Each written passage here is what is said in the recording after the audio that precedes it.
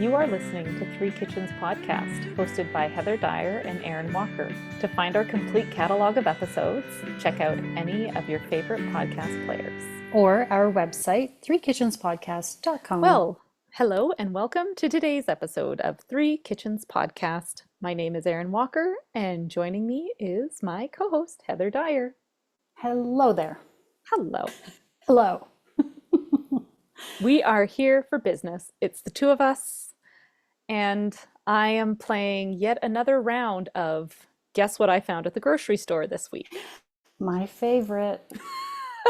Seriously, I love when you do these. I'm so fun. glad you do, because this is like the greatest fun for me is when I get to find something new to grab from the store.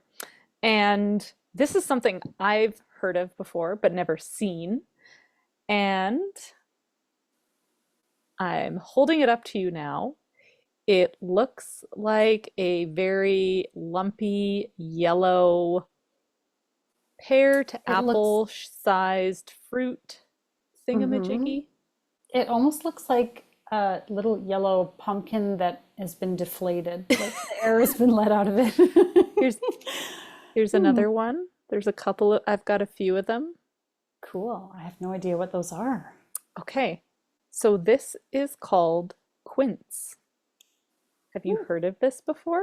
I have heard the word, but if you had asked me just with no context, what does quince, I would be like, where's my dictionary? I gotta look that up. What are you talking about? Mm-hmm.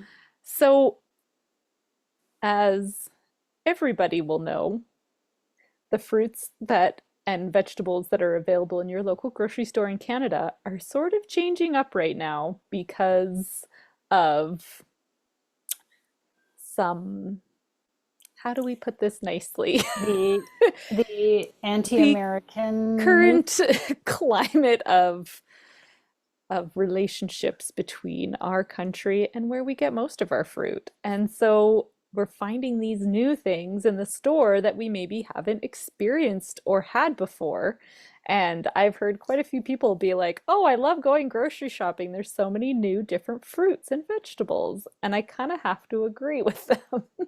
I agree too. And I think it's always, no matter how you shop, it's always good to pay attention and notice where the stuff comes from. Yeah. Because in the past, you may have just been like, oh, these oranges look good, or those plantains look yummy, whatever it is, but you don't think necessarily where does it actually come from. So I think if nothing else, we're all learning There you more go. about at the source of our food, which is great. So I've only ever heard about quince from Samin Nosrat, one of my, I think she can go up there on one of my celebrity crushes, if I'm allowed to say that.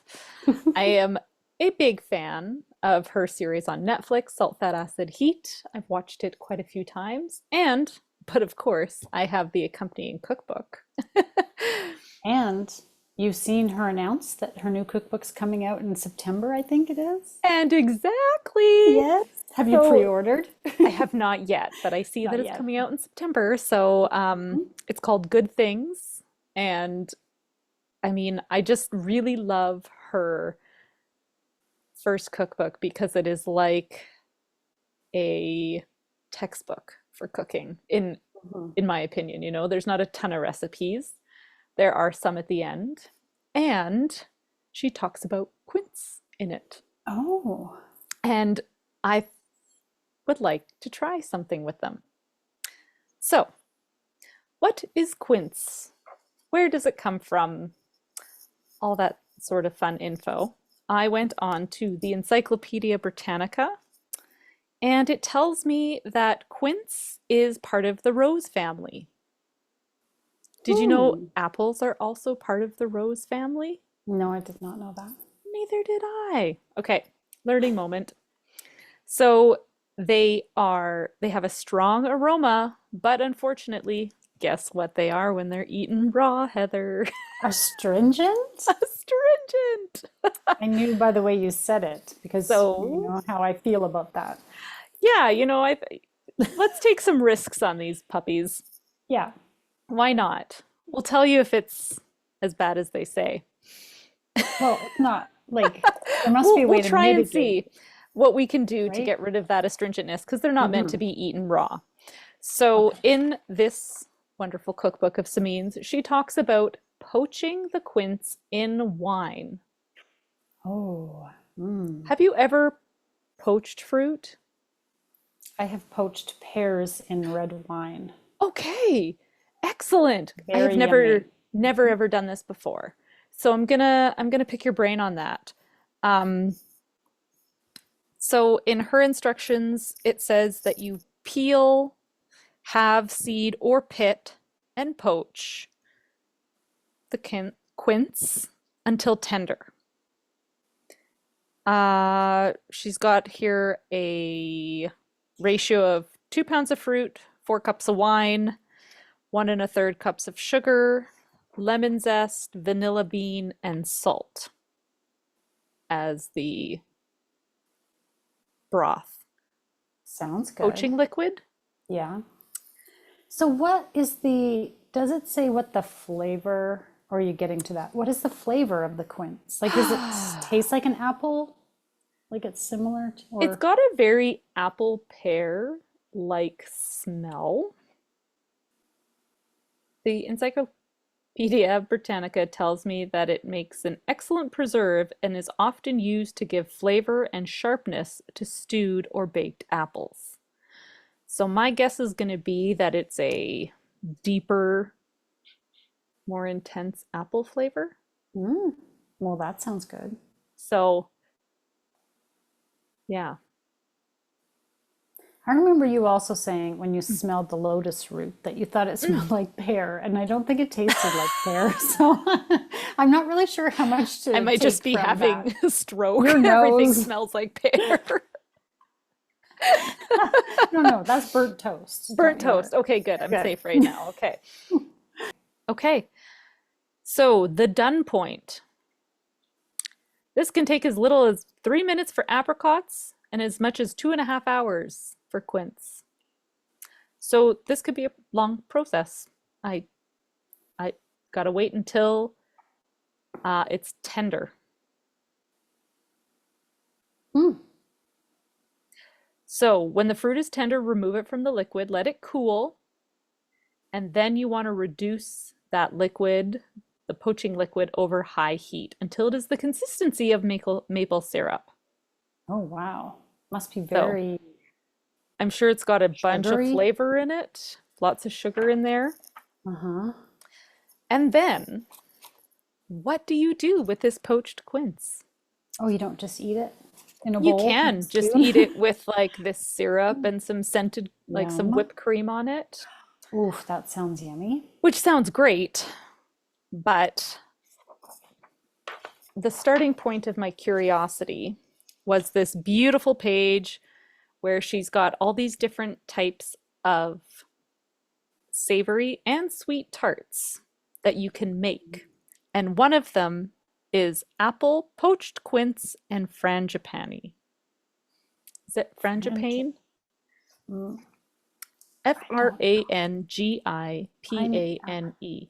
I know that word, but I couldn't tell you how to say it. I thought it was frangipani too, but I don't actually know. So What is it? What is it? What is it the is an definition of almond, it's almonds, sugar, almonds paste, butter, vanilla, almond extract. It's like a really nice kind of cream that you're going to kind of spread underneath of your fruits before you put them on your tart looking all so cute and drizzle it and Mm. bake it Okay, should we do because one of those how to pronounce things? ooh, okay, let's play that game. Do you go about pronouncing it? For reference, in France, we say it as frangipane. Frangipane. Did you get it? Frangipane. Frangipane. Of Did you course like his it's voice? fresh. Frangipane. Frangipane. Uh, there we go. It is an almond custard. There's a great word for it that we're going to spread underneath of our apples and poached quince, and it's all going to be popped into a nice, sexy looking tart. Oh, Because, I like this idea. Tarts are fun. This is fun. I Yeah. love when you pick up something new. I saw it and I had to try it. So I was Hmm. like, I can't remember what it says to do with these, but I'm buying them because I know it's in my book. See, it's a good thing you knew that because I would have seen it and been like, huh, I wonder, but I have no idea. And if I don't have time to get out my phone in the store and like Hmm. a quick little search, then I'm not going to bother because I don't have time. And I'd get it home and be like, I have no idea Yeah. what to do with it. And when you mentioned that we've made tarts before, Mm. that made me think of the whole discussion about a pie versus a tart. And there's a real fun, it's a real fun discussion about that in some episode. I can't remember which one. It might have Ooh, been the chocolate probably. tart because it was something I was making and you were questioning me about Oh, pie okay. versus tart, I think. I'm going to look it up. I'm going to find it and we'll put it in the show Okay. notes, which We will reference the episode where we really dove deep into what constitutes a pie versus a tart. Laugh. All right. Well, like everything, this is going to be a multi-step process. So, I'll see how fast I turn this one around, and hopefully we'll be eating some poached quince and apple tart with frangipane.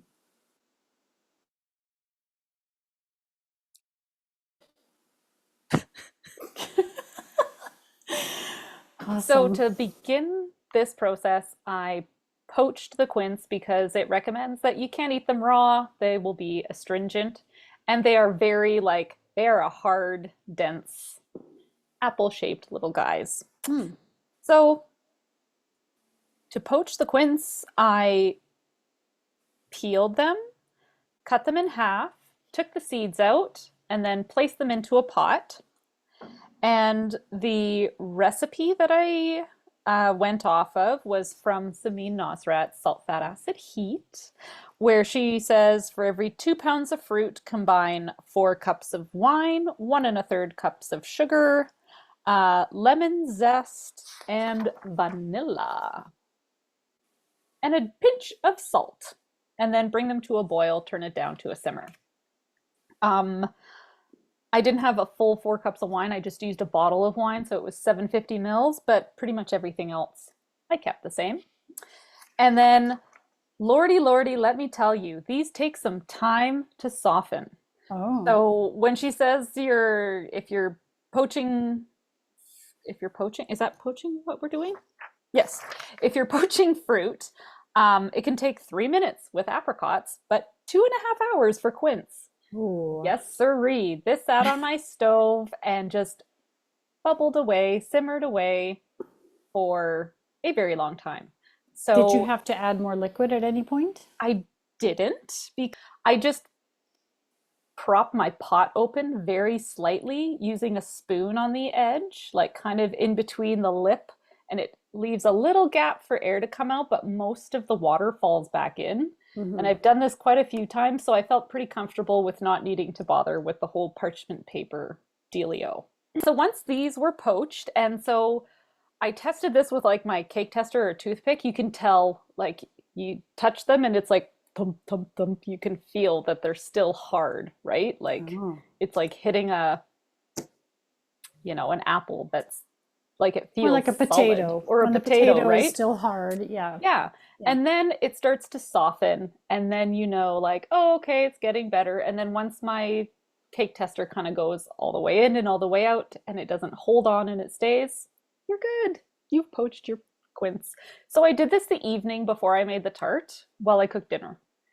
So it was the first thing I started. It sat on the stove in the back, and it just did its thing. Hmm. And we made dinner.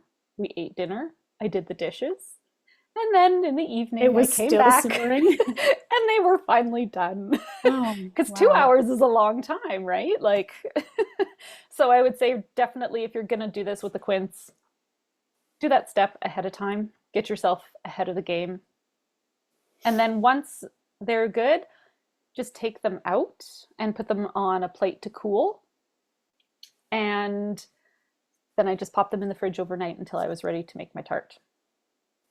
And the syrup that's left behind, you can boil down further, which you want to do, not as far as I did, make like a syrup out of it. And so what I did is I boiled it down too much. It got too thick, so then I added water and rewarmed it to get it to a thickness that I could use later on when I made the tart the next day.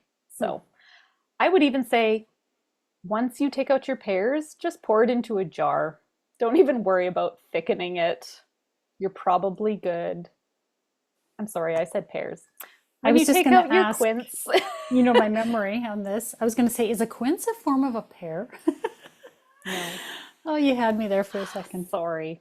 Okay, so when you take the quince out of that liquid, just pour that in a jar. Don't even worry about boiling it down because I used it to brush on top of my tart. And I would say, if it's thin, it's thin. If it's syrupier, it's syrupier. But it doesn't need to be like I wouldn't be too worried about boiling that down like I did. That seemed like an unnecessary step. Don't do it. Okay. Ta-da! We have our poached quince. Now we're going to take this and make a delicious tart. Let me look up. Apple, poached quince, and frangipane tart. Frangipane. We learned how to say it in the first half. I just cannot believe that I have like basically no recollection of the first half of this episode. This is wonderful. I'm having so much fun with you. We really should not have so much space between. I know, I'm sorry. Or I should re-listen or something. Whatever. Yeah. It's the joy of... Erin gatekeeps the audio files and then I don't have access to them. So I don't get to go back and refresh this old memory. And so frangipane is essentially an almond paste. So easy to make. In my Ninja blender, I combined almonds, sugar, almond paste, butter, 1 egg, salt, vanilla, and almond extract. Zzz, zzz, zzz, zzz. So first you want to put the almonds and the sugar together and get that down into a very fine like powder or sand with those two things. And then you add the rest of the ingredients and it makes it into a paste. So easy. Yeah. This makes more than what you need for the tart. And it lasts in your fridge up to a week. And if you like things like, say, like an almond croissant, grab yourself some croissants and spread your frangipane on that croissant. Oh, so good. You'll feel so fancy, so French. So French. I'm sorry. Almond flavored stuff is like the be all end all for me. I think that's one of my favorite desserts, in fact, is that almond tart with like the toasted sliced almonds on top and a sprinkle of sugar. Yeah. I don't know, but it sounds good. Oh, well, we need to go out then. Yes. Yes, please. All right, so you whip up this frangipane. And say frangipane. Frangipane. I can't say it any other way now. Whip that up, put it in a container. I did this the night before because I wasn't sure what I was getting into because I really didn't read the recipe before I started. And I was like, well, since I'm boiling down this quince syrup, I might as well make my almond paste. So I just popped it in the fridge again after it was all done, which was super quick, but you could make this like in the morning while you're working on it. And then I made the tart dough. So this tart dough was meant for me, even though she spelt my name wrong.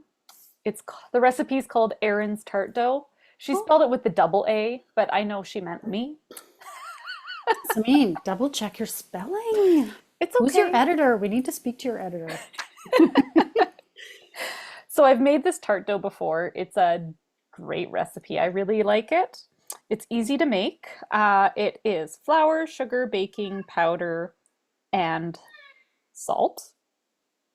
And into it, I like to grate my butter when it's still nice and cold and mix it in with my dry ingredients. And then to bring it all together, you're going to add, she says creme fraiche or heavy cream, but neither of those things really live in my pantry all the time, but sour cream does. So I use sour cream in this tart. And then if that's not enough moisture to get your dough to come together, just go a tablespoon at a time with some cold water. And so once you've got that combined and it's a ball, you can put it in your fridge if it's warm in your kitchen. I don't know, we live in a cold place and my counters are always cold and I'm not really competing with heat, so I just go ahead and use it right away. She has recommendations to like keep everything chilled, chill it before you use it, da-da-da-da. Yeah, those recipes that tell you to chill your stainless steel mixing bowl, I'm like, it's cold. My bowl is already cold. No need. Exactly. In fact, it's worse if it's supposed to be warm or something. Like if something's supposed to be if room something's got to be like, warm or I have to proof it, then I'm in trouble. Yeah, room temperature around here is a little chilly. Yeah, my butter is solid. Oh yeah. It doesn't spread nicely even though it's on the counter. All right, so you've got this dough. I rolled it out so that it fit into my tart pan. And then once you've rolled it out and you've got it in your tart pan, it says put it in the fridge. Again, this is the part that I do think it's important to put in the fridge for, because you've kind of warmed everything up by rolling it and touching it and getting your hands. They're pretty ice cold most of the time too. Poor circulation is a benefit to those bakers. And put it in the fridge and let it sit for 20 minutes, she recommends. And at that point, you can prep your apples and your quince so they're ready to go in the tart. Didn't peel my apples, but the quince was already peeled and poached, and then just thin slices of it. And I took on the challenge of the herringbone tart, which she has a beautiful image of in her book. It's the tart to end all tarts. Wow. I guess. So big statement. Now you know. Bold statement. I think it looked okay. I think it looked fairly pretty at the end of the day. I think it looked beautiful. So once I had all my apples sliced up, I brought the tart dough out of the fridge. You spread a layer of frangipane on the bottom of it. You arrange your apples on top of it in whatever way that pleases you, but really you have to do the herringbone tart because I just said so. And it is the tart to end all tarts. Exactly. You don't want to be the tart that's just okay. Yeah, come on. That's not what we're here for. Good enough is not good enough. No. Unless it's me. Unless it's my recipe. But Erin needs to shoot high. Well, I take on stupid challenges, which is why it takes me 3 weeks to even get started on them. All right. So then once I had the apples and quince arranged in there, I looked in my cupboard and thought, ooh, I should sprinkle something pretty on here. So I still had some rose sugar from Tender Living Farms. And so I sprinkled the top with that because I thought it added a nice sparkle and shine. And then popped it into my oven, which was preheated to 425 Fahrenheit. It cooked for 20 minutes at that temperature. And then you reduce your heat to 400 and cook it for another 20 minutes. And then you reduce your heat to 350 and cook for another 20 minutes. And so I think this is to help not overbrown your crust, because you want that high hot heat right at the beginning. So it kind of like seals your crust. You get that flaky stuff happening with your butter in the pastry and it's all wonderful. But then you need the time to cook and break down your apple and your quince and get everything to kind of glue together in your tart. And so you just kind of bring down your temperature as you cook it. And this worked great for me They said if your crust starts to brown too much, you can just cover it with a piece of tin foil on the edges or a piece of parchment, whatever you've got lying around. Once it's done, you bring it out. And at this point, I brushed on that syrup that I had saved for my quince the day before, after it came out and while it was still piping hot, just to give it that like Glaze. shiny It's kind of a glaze on top. on top. Yeah, I kind of, those were things that I thought would be good.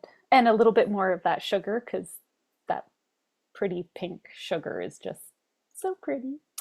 All right, let it cool, slice it up, and try not to eat it all in one sitting. Before you share it with your co-host. I didn't even eat it by the time I dropped it off for you. Really? I didn't. No, we saved it for dessert that night. Let me tell you, my family was like, I can't wait any longer. Like it was just mine too. When do we get to eat thing. that? When are we eating that? They keep looking in the glass dish. When are we eating that? What is it?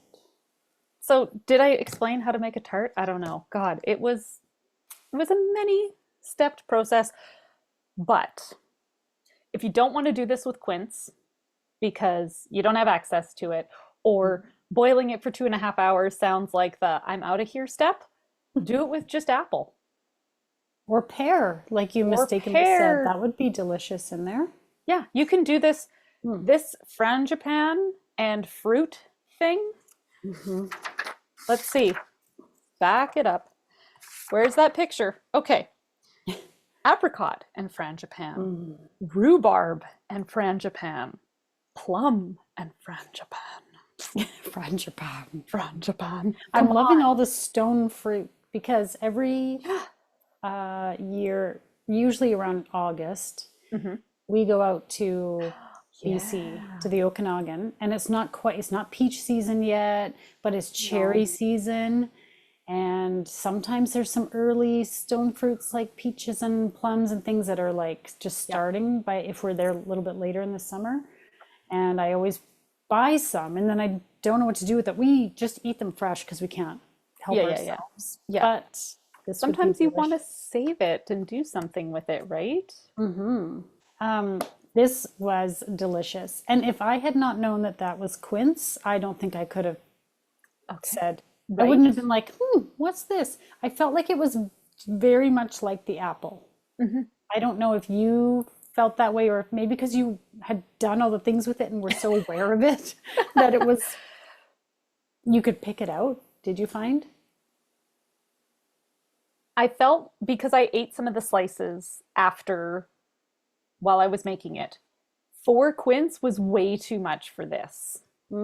This was like maybe 2 quinces worth of pie. Like I had a whole bunch of extra, so I ended up blending it because I felt like it was like applesauce. It tasted a lot like applesauce. It's very much like an apple, I thought.